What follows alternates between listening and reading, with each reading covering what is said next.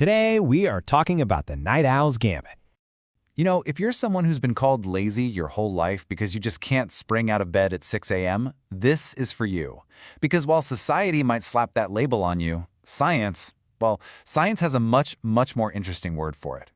So first things first, let's just completely tear down this myth that being a night owl is some kind of character flaw or a lack of discipline. It's not. Here's the truth. Your body isn't broken. Your internal clock is working just fine. It's just totally out of sync with our rigid 9-to-5 world. What you're experiencing is a classic case of what scientists call an evolutionary mismatch.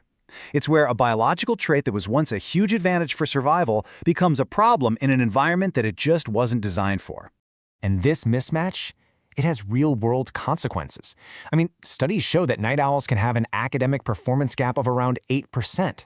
But let's be crystal clear, this has nothing to do with being less intelligent. It's the direct result of something called social jet lag, that constant, grinding exhaustion that comes from forcing your brain and body to be on when they're biologically screaming at you to rest. So if it's not a flaw, where did this trait even come from? Well, to understand the modern night owl, we have to rewind the clock way back, because this wasn't an accident. It was a critical survival strategy. It all comes down to something called the sentinel hypothesis, and the logic behind it is just powerfully simple. See, early human tribes couldn't afford to have everyone asleep at the same time. That would be a disaster. So evolution favored groups that had a mix of sleep schedules, early birds, people in the middle, and of course, night owls, to create a seamless 24-hour watch. Really think about the life-or-death stakes here. Out on the savannah, a tribe that slept all at once was basically a sitting duck for predators or rival groups. In that world, the night owl wasn't lazy. No way. They were the guardian. They were the protector who kept watch while everyone else was vulnerable. And what's wild is that we can actually see this ancient pattern still running today. Take a look at the data from modern hunter-gatherers like the Hadza people. Their wake after sleep onset, basically the amount of time they spend awake during the night, is way higher than in our industrial societies. For them, this isn't insomnia, it's vigilance. It's that sentinel trait working exactly as intended. Meanwhile, in our safe, modern bedrooms, that very same impulse gets mislabeled as a sleep disorder. Okay, so staying up late was a survival tool. Got it. But the evolutionary story doesn't actually stop there. It looks like this trait is also linked to a pretty distinct cognitive advantage. And this brings us to a really fascinating theory from psychologist Satoshi Kanazawa. He argued that general intelligence didn't really evolve for the routine day-to-day stuff. Instead, it evolved specifically to help us solve brand new, evolutionarily novel problems, challenges that our ancient ancestors had never, ever seen before. So what's evolutionarily novel? Well, for millions of years, humans were creatures of the day. Waking with the sun, that was our default programming. But consciously choosing to stay up late, to use fire or artificial light to keep working after dark, that's completely new. The hypothesis suggests that it actually takes a higher degree of intelligence to override that ancient biological programming. From this perspective, being a night owl is actually a sign of cognitive flexibility. And there's this incredible neurological side effect that happens when you stay up late. As your brain starts to get tired, a very specific part of it, the prefrontal cortex, which is basically your logical filter and your inner critic, it starts to quiet down. It gets sleepy. So what happens when that critic finally goes offline? Well, neuroscientists call it transient hypofrontality.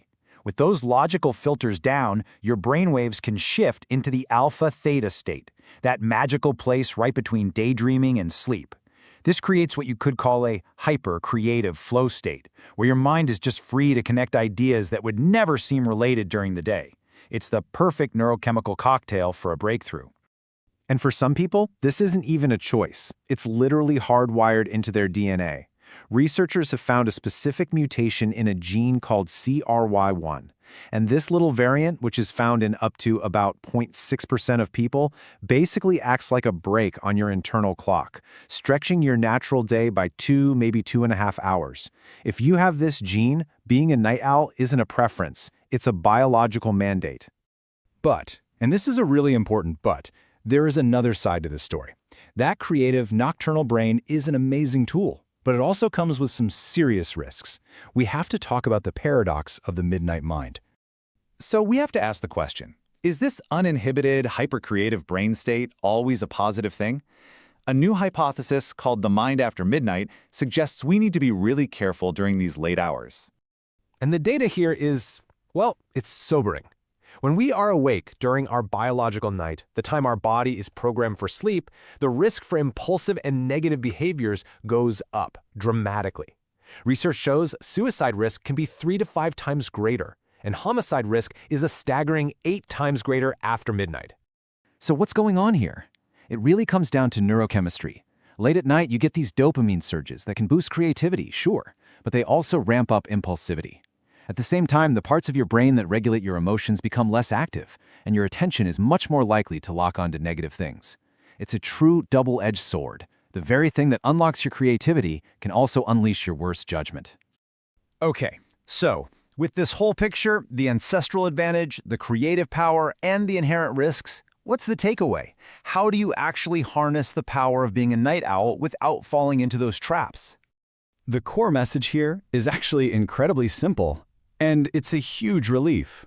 The solution is not to keep trying to force yourself into an early bird schedule that just feels like a constant war with yourself. The goal is to stop fighting your own biology and start building a life that actually works with it.